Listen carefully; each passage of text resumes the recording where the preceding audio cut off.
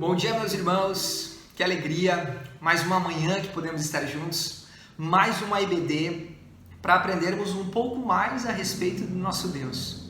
O tema de hoje é um Deus totalmente gracioso. Nós cristãos entendemos o que é graça, mas quando você vai explicar isso para outra pessoa, como você faz? É um pouco difícil, né? Não é tão fácil assim explicar o que é graça, o que é esse favor imerecido. E nessa manhã eu quero partilhar com os irmãos como nós podemos entender um pouco mais desse Deus que é totalmente gracioso. Eu queria que você imaginasse a seguinte cena: um pai e um filho se despedindo. E aí o filho olha para o pai e fala: "Pai, eu te amo." E o pai olha para o filho e diz: "Eu te amo mais ainda." Bom, se fosse um adolescente nessa situação, ele ia olhar para o pai e ia falar: "Por que meu pai quer competir comigo em tudo? Não pode simplesmente falar que eu te amo também? Por que precisa dizer eu te amo mais?" Bom, muitas vezes há essa ideia de que existe uma competição entre pais e filhos. Mas a realidade é que os pais amam mais os seus filhos. Justamente pelo fato de que os pais amam os filhos há mais tempo, certo?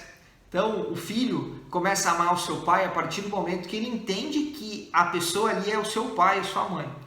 Os pais amam os seus filhos antes mesmo deles chegarem ao mundo, né? Quando eles estão ali no ventre, eles já amam os seus filhos. Bom, nós vamos entender um pouco mais do porquê dessa cena.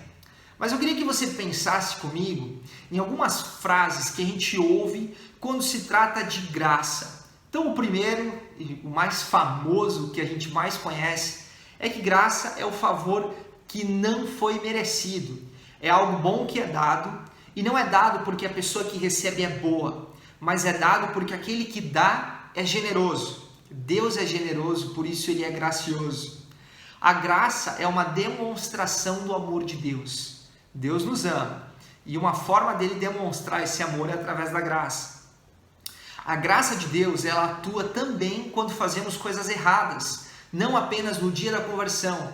Algumas pessoas acreditam que nós só vivenciamos e experimentamos a graça no momento em que nós dizemos: "Jesus Cristo, eu aceito você como meu Senhor e Salvador." Pronto, foi o momento de você receber a graça. Não, a graça ela é demonstrada dia após dia. Nos momentos em que nós acertamos, mas também nos momentos em que nós erramos. A graça de Deus, ela nos dá uma segunda chance. A graça de Deus é libertadora. Tantas pessoas aí tentando procurar uma segunda chance em tantas outras coisas, enquanto que na graça de Deus é que nós de fato encontramos essa segunda chance, essa liberdade. Bom, e ainda a essência da teologia é a graça. Não sei quantas dessas frases você já ouviu, quantas dessas frases são conhecidas para você. Mas dentro dessas frases, dentro dessa ideia, eu queria que você pensasse agora num outro cenário. Você foi contratado e o seu patrão agora, a pessoa que te contratou, ela prometeu que te pagaria R$100 para você trabalhar por 8 horas. Bom, você trabalhou essas 8 horas, chegou o final dessa carga horária, você vai receber o seu valor. Você não está recebendo esse valor porque o seu patrão ele é generoso, porque ele é um cara muito querido, porque ele gostou muito de você. Você está recebendo esse valor porque você completou a sua carga horária, você trabalhou aquelas 8 horas, então você tem o direito de receber.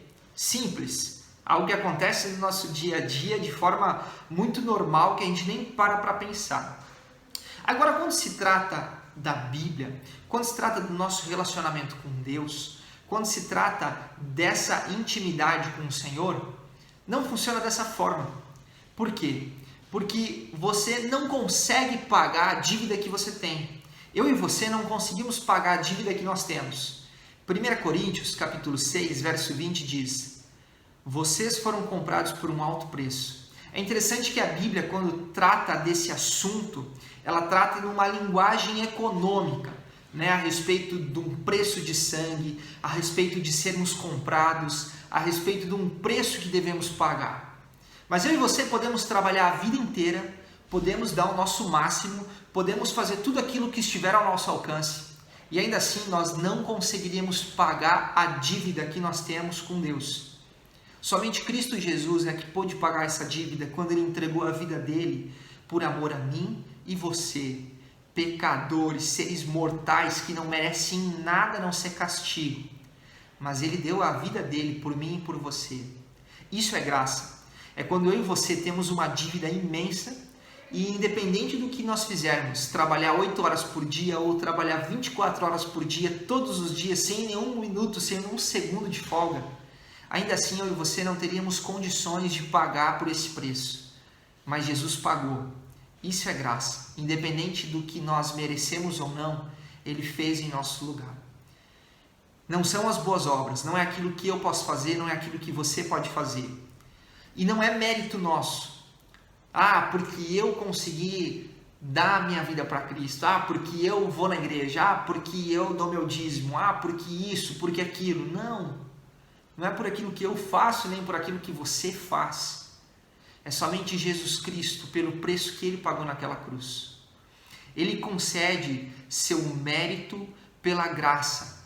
E nós recebemos pela fé.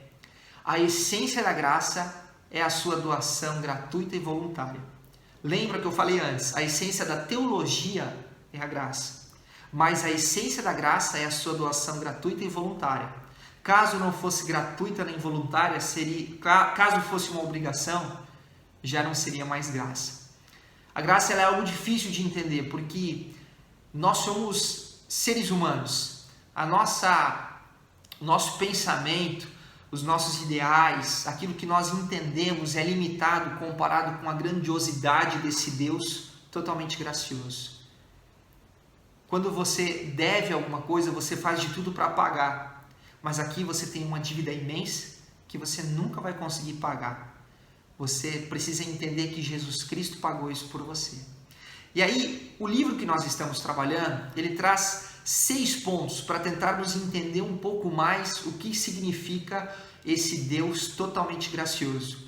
E o primeiro ponto, ele vai falar a respeito da graça abundante.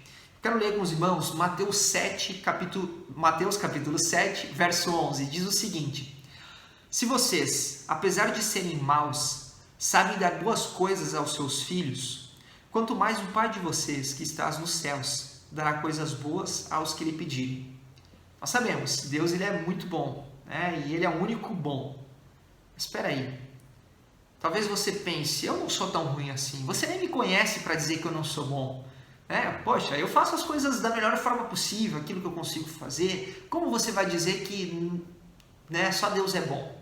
Mas Jesus disse isso lá em Lucas 18, 19. Por que você me chama bom? Respondeu Jesus. Não há ninguém que seja bom, a não ser somente Deus. Então, isso está resolvido. Eu e você somos maus. Não porque você não presta ou algo do tipo, mas porque nós nascemos no pecado. Se deixar a criança sem entender muita coisa, ela é egoísta. Ela quer brincar só com os brinquedos dela, não quer dividir com ninguém. Ela chora, ela briga, ela faz um escarcéu porque ela quer as coisas na hora dela. Nós nascemos assim, nós somos pecadores, nós somos egoístas, nós queremos as coisas só para nós mesmos. Então, não estou brigando com você, mas você não é bom. Nós não somos bons, há somente um que é bom. E o único somente que é bom, diz lá em Efésios 3:20, aquele que é capaz de fazer infinitamente mais do que tudo que pedimos ou pensamos, de acordo com o seu poder que atua em nós. Esse Deus que é bom, esse Deus que é gracioso, mandou o seu único filho para morrer no meu e no seu lugar, no lugar de pessoas ruins, no lugar de pessoas egoístas, no lugar de pessoas egocêntricas, que só pensam em si, que só querem as melhores coisas para si. A graça de Deus é a expressão do seu amor pelos pecadores, como eu acabei de dizer, João 3,16, porque Deus amou tanto o mundo que mandou o seu único filho para morrer no meu e no seu lugar. Isso tudo é uma forma de expressar o primeiro cenário que nós vimos. Quando nós olhamos para Deus e dizemos, eu te amo, Deus olha para nós e fala, vocês não sabem o que é amor, porque eu, Pai de vocês, eu, Deus, amo vocês muito mais do que vocês podem imaginar.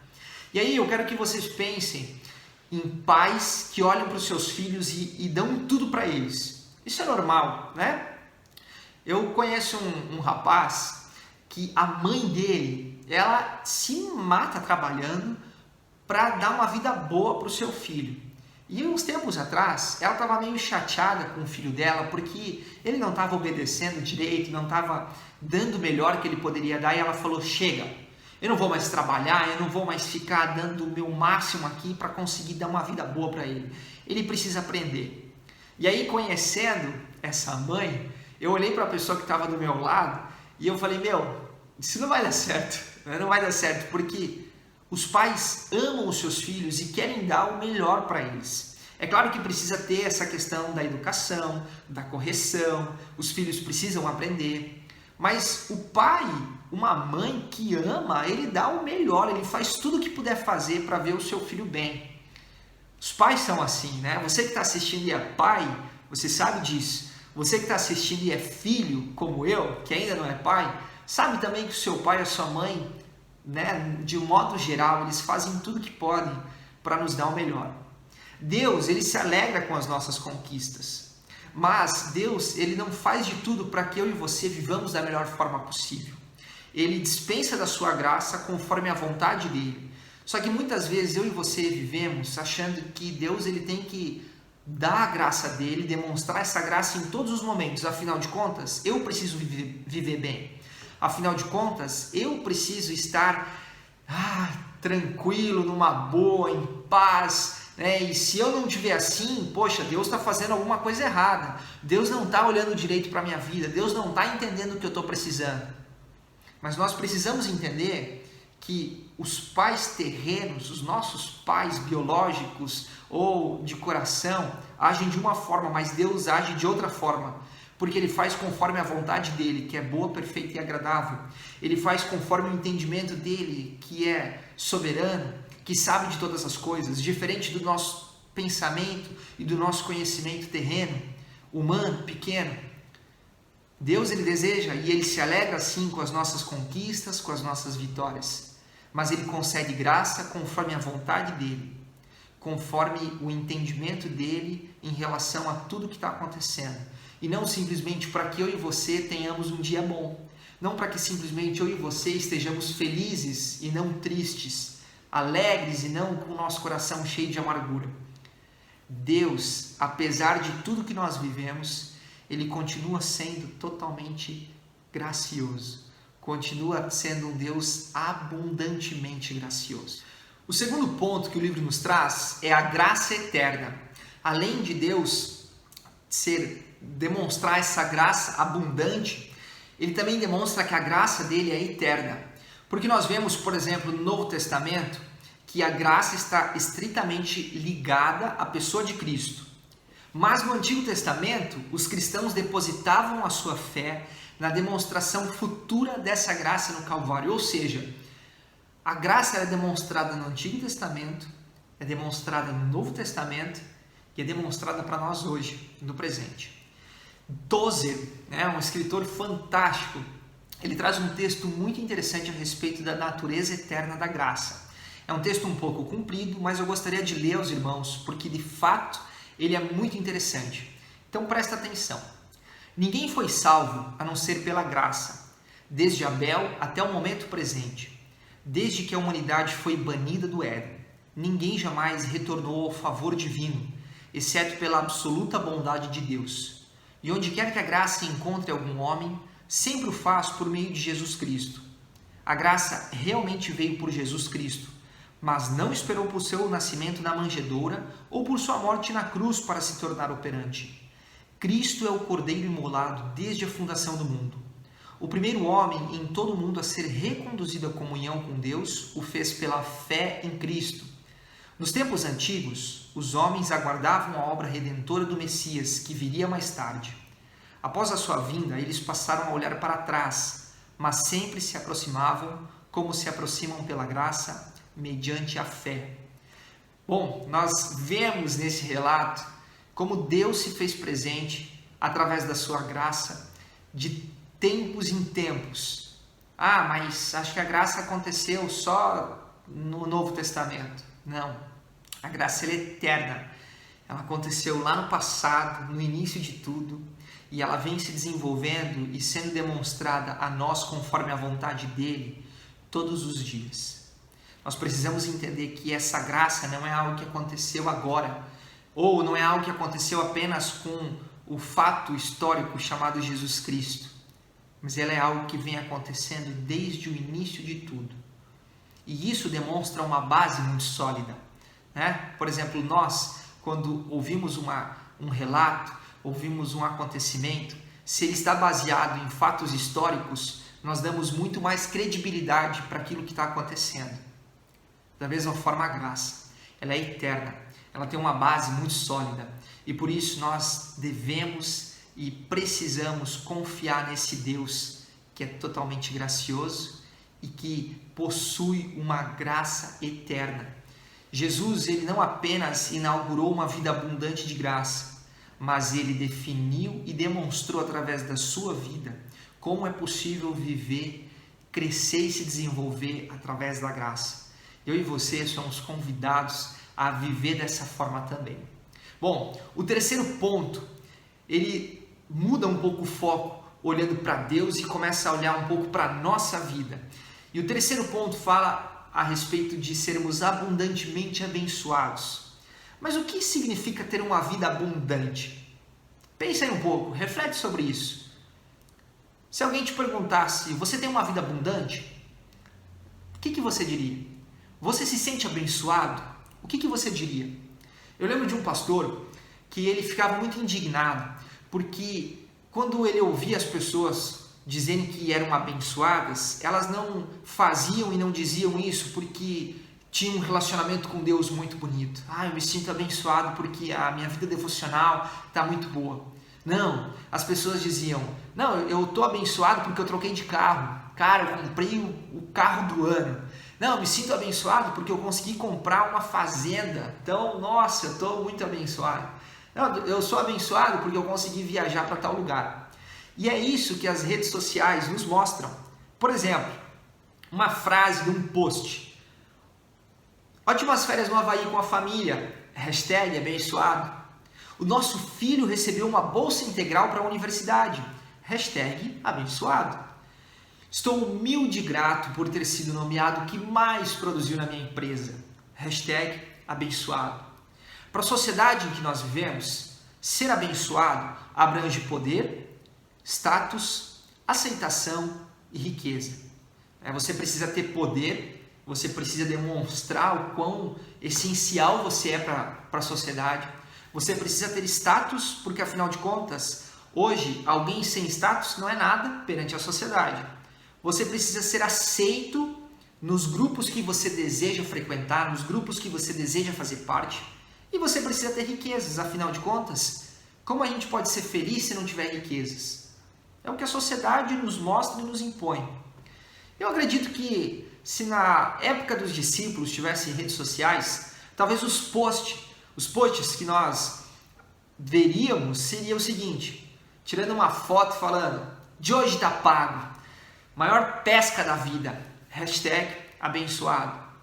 Talvez Pedro iria postar, hoje eu pude andar com Jesus sobre as águas, hashtag abençoado. Tirando uma selfie aqui falando, curtindo o dia com o mestre, hashtag abençoado. Ou ainda, honrado por poder me juntar ao time startup para o reino dos céus, hashtag abençoado. Mas quando nós olhamos para a Bíblia, para aquilo que Jesus define, o que é ser abençoado, quando nós olhamos para o Sermão do Monte, relatado em Mateus capítulo 5, diz o seguinte, bem-aventurados os pobres de espírito, os que choram, os mansos, os que têm fome e sede de justiça. Bem-aventurados os misericordiosos, os limpos de coração, os pacificadores, os que são perseguidos por amor à justiça. Deles é o reino, deles é a vida abundante. Que diferença entre mostrar que eu sou abençoado por aquilo que eu recebi, por aquilo que eu consegui comprar, por como a minha vida está melhorando em questão de poder, status, aceitação e riqueza, para uma vida onde você precisa abrir mão daquilo que você acha que você conseguiu conquistar, porque, nossa, eu fiz, né, eu realizei, eu sou o cara, como eu sou bom. Não. Uma vida abençoada, quando nós olhamos biblicamente, uma pessoa bem-aventurada é muito diferente de uma pessoa abençoada em relação àquilo que a sociedade nos impõe. A pobreza, o sofrimento, a mansidão, a fome nos abrem caminho para que tenhamos uma vida abundante. Porque quando você é pobre, é a riqueza de Cristo, é a riqueza de Deus que se aperfeiçoa na sua vida. Quando você sofre, é a paz, esse cuidado de Deus na sua vida que se torna presente. Quando você é manso, você faz com que a justiça de Deus seja operada em meio àquilo que você está vivendo. Não é mais você fazendo com as tuas vontades, com o teu desejo, com a tua própria justiça. Agora é Deus se fazendo presente na tua vida e trabalhando e operando através de você. Provérbios capítulo 3, verso 34 diz: Deus resiste aos soberbos, mas dá graça aos humildes. Como é difícil você ser humilde, reconhecendo que precisa de Deus para realmente ter uma vida abundante. Aliás, é só com Deus que é possível ter uma vida abundante. Deus dá graça aos que abraçam essa vida abundante e o faz para que vivamos a vida como Cristo viveu. Eu quero lembrar o versículo de 2ª carta aos Coríntios, capítulo 12, verso 9, um texto super conhecido que é muito difícil de viver. Mas ele me disse: minha graça é suficiente para você, pois o meu poder se aperfeiçoa na fraqueza. E agora essa parte é muito complicada. Portanto, eu me gloriarei ainda mais alegremente em minhas fraquezas, para que o poder de Cristo repouse em mim. Como assim? Eu vou me alegrar nas minhas fraquezas. Eu me entristeço com as minhas fraquezas. Quando eu não consigo realizar algo, quando eu não consigo chegar até onde eu queria chegar, eu fico triste. Quem é feliz sendo fraco? O cristão pode ser feliz, se alegrar na sua fraqueza, porque quando nós somos fracos, quando nós somos pobres, quando nós somos mansos, é o poder dele que repousa sobre mim, que me aperfeiçoa para que de fato eu consiga chegar em lugares onde eu nunca imaginei chegar. Nós precisamos de fato ser abençoados conforme aquilo que a palavra de Deus diz e não conforme aquilo que a sociedade nos impõe. É difícil, não é fácil, mas é possível. O quarto ponto que o livro nos traz é ensinados pela graça. Nós começamos a ver a respeito desse Deus que é totalmente gracioso, dessa graça que é eterna, de como nós podemos viver uma vida abençoada e agora como esse Deus trabalha em nossas vidas, onde nós somos ensinados pela graça. Paulo explica a Tito o papel do ensinamento da graça na vida do seguidor de Cristo. Acompanhe comigo Tito capítulo 2, versos 11 a 14. Porque a graça de Deus se manifestou salvadora a todos os homens. Ela nos ensina a renunciar à impiedade e às paixões mundanas, e a viver de maneira sensata, justa e piedosa nesta era presente, enquanto aguardamos a bendita esperança, a gloriosa manifestação de nosso grande Deus e Salvador Jesus Cristo. Ele se entregou por nós a fim de nos remir de toda maldade e purificar para si mesmo um povo particularmente seu, dedicado à prática de boas obras. Porque a graça de Deus se manifestou salvadora. Ela nos ensina, a graça de Deus, ela nos ensina a obedecer à lei moral de Deus. O que é essa lei moral? É a relação daquilo que agrada a Deus e aquilo que desagrada. Então, o que agrada a Deus? Domínio próprio, retidão, vida piedosa. E o que desagrada a Deus? Impiedade, paixões mundanas. Claro que nós poderíamos acrescentar muitos outros exemplos do que agrada e o que desagrada a Deus. Mas o que nós precisamos entender é que sem a graça de Deus, eu e você nunca teríamos a capacidade de obedecer à lei. Mas aqui nós precisamos tomar um cuidado muito sério, há uma linha muito tênue entre você obedecer a Deus e entender o preço pago por Jesus Cristo naquela cruz ou você olhar para a graça apenas como sendo um dom gratuito, né, que cobre os nossos pecados, essa parte é boa, mas que não é um meio de crescer em santidade. E quando nós olhamos para a graça apenas como sendo algo que cobre os nossos pecados, né, por um preço que eu e você nunca poderíamos pagar e talvez a gente nem faria questão de pagar, afinal de contas a gente ouve tanto que é um preço que é impagável, então eu vou continuar vivendo a vida do jeito que eu quero, e nós acabamos nos tornando negligentes em relação à obediência. Nós acabamos vivendo uma graça barata. E aí a gente ouve muitas vezes e vive frases como essa: se só Jesus poderia pagar o preço, por que eu devo ficar me martirizando por isso?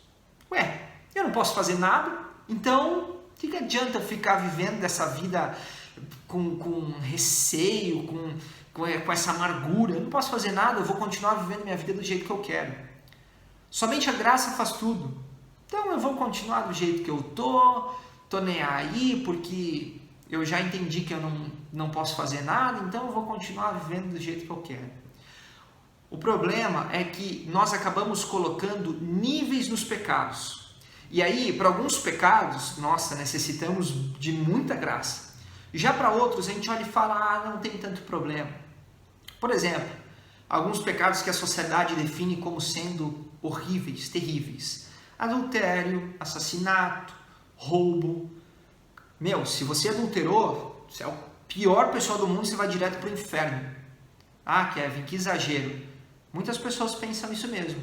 Agora, a fofoca, a mentira, o engano, o orgulho, a vaidade, você não tem tanto problema, afinal de contas, ninguém é perfeito, não tem como viver sem nenhum erro. E aí nós acabamos colocando alguns pecados como sendo muito cruéis, e esses pecados a gente não chega nem perto. Agora tem outros pecados que não são tão complicados. Deus ele perdoa, né? Não tem tanto problema. E acabamos nos tornando negligentes, negligenciamos esses pecados e acabamos vivendo uma graça barata, aonde não tem como viver perfeito. Então, vamos continuar vivendo dessa forma. Deus perdoa, Deus ama, Deus é misericordioso, não tem tanto problema. Mas nós esquecemos de alguns outros textos. Hebreus capítulo 12, verso 14, parte B diz: sem santidade ninguém verá o Senhor. Nós precisamos ser ensinados pela graça e precisamos entender que a graça nos leva à santidade. Nós precisamos ser conduzidos pela graça para que de fato consigamos viver como santos, né? Ser santos porque eu sou santo. Buscar por santidade todos os dias. E quando buscamos por santidade, nós continuamos olhando para esses pecados com consequências mais pesadas como sendo muito ruins, mas também nós olhamos para esses pecados com consequências mais leves como sendo pecados, como sendo algo errado, que nós não podemos negligenciar, que nós devemos obedecer à lei, não desviar nem para a direita, nem para a esquerda. Precisamos continuar com os nossos olhos fixos no Senhor, porque de fato, assim vamos conseguir ter uma vida abençoada, entendendo que, por mais que eu e você não consigamos pagar o preço, nós somos os mais obedientes possíveis, confiando que na nossa fraqueza, na nossa tristeza, na nossa pequenez, Deus vem com o seu poder e faz aquilo que nós não conseguimos fazer sozinhos. Além de sermos ensinados pela graça, o livro também traz o quinto ponto, que diz: fortalecidos pela graça. Hebreus capítulo 13, verso 9 diz: não se deixem levar pelos diversos ensinos estranhos. É bom que o nosso coração seja fortalecido pela graça. 2 Timóteo capítulo 2, verso 1. Portanto, você, meu filho, fortifique-se na graça que há em Cristo Jesus. A graça, ela nos ensina, ela nos edifica e ela nos fortalece. Carson, ele diz o seguinte: esforçamo-nos na direção da santidade, não com base na nossa própria força, mas pelo poder da graça. Mas em que sentido a graça nos dá poder? Recebemos o gracioso dom do Espírito Santo de Deus como nosso ajudador em todas as coisas. O Espírito Santo de Deus é o nosso ajudador e ele nos capacita para que dia após dia consigamos obedecer aquilo que está descrito na palavra de Deus, para que dia após dia possamos andar em santidade, que dia após dia possamos viver e desfrutar dessa graça concedida por esse Deus que é totalmente gracioso. A graça nos fortalece a vivermos não apenas para nós, mas a olhar para os outros, porque graça gera graça. E é justamente sobre isso que fala o sexto e último ponto desse estudo. E é interessante o nome desse ponto, torta humilde. Peraí, parece que pegou um outro estudo para colocar no final. Fica calmo, você vai entender. Nada nos torna mais conscientes do jeito como desejamos ser tratados pelos outros quando estamos cortando a última fatia da torta ou do bolo que mais gostamos. Imagina o cenário, né? Fora de pandemia, você está tendo um aniversário, seu aniversário, você escolheu o bolo, a torta, e você está aí feliz da vida, aquela aglomeração, né? Aquela coisa gostosa. O último pedaço é o bolo que você mais ama, a torta que você mais ama. É muito difícil nesse momento você gritar no meio de todo mundo: ei, quem quer o último pedaço? A nossa vontade de pegar aquela última fatia, se esconder em algum canto da casa e comer, né, o mais rápido possível, aproveitando cada gosto, né, daquele bolo tão gostoso, daquela fatia tão boa. Exige bastante esforço perguntar se mais alguém quer desse pedaço tão maravilhoso que você está louco para comer. Nós queremos ser tratados pelas outras pessoas da melhor forma possível. Nós queremos ter preferência. Você quer o melhor lugar no cinema, você quer o melhor lugar no teatro, você quer a melhor vaga de estacionamento, se for coberto, mais próximo da porta, se for ao ar livre, mais próximo de alguma sombra, num lugar onde bate um vento fresquinho. Nós queremos o melhor pedaço de carne, nós queremos a melhor música, nós queremos preferência em todas as coisas. Mas o difícil é quando nós temos que dar preferência para outra pessoa. Mas por que ela vai passar na minha frente? Mas por que ele merece o melhor pedaço de carne? Mas por que tem que ser uma música conforme o gosto dele e não conforme o meu gosto? É interessante que nós cristãos deveríamos ter a reputação de dar preferência a todas as pessoas, menos a nós mesmos. Nós queremos experimentar da graça de Deus. Nós queremos experimentar desse poder que se aperfeiçoa na nossa fraqueza, no nosso sofrimento, na nossa angústia, no nosso momento de conflito. Mas nós não queremos gerar graça na vida de outras pessoas. Nós não queremos ser bênção na vida de outras pessoas, porque isso demanda com que eu e você demos preferência para outras pessoas. E der preferência, você se colocar em segundo, em terceiro, em último lugar. Deixar com que as pessoas estejam na sua frente. Isso é loucura quando nós pensamos na sociedade em que nós vivemos. Porque o que importa é o que você quer. O que importa é o que você sente. O que importa é a sua felicidade. Não se importa tanto com aquilo que as outras pessoas falam. Se importe com você mesmo. 2 Coríntios, capítulo 9, verso 8, diz: E Deus é poderoso para fazer que lhe seja acrescentada toda a graça, para que em todas as coisas, em todo o tempo, tendo tudo o que é necessário, vocês transbordem em toda a boa obra.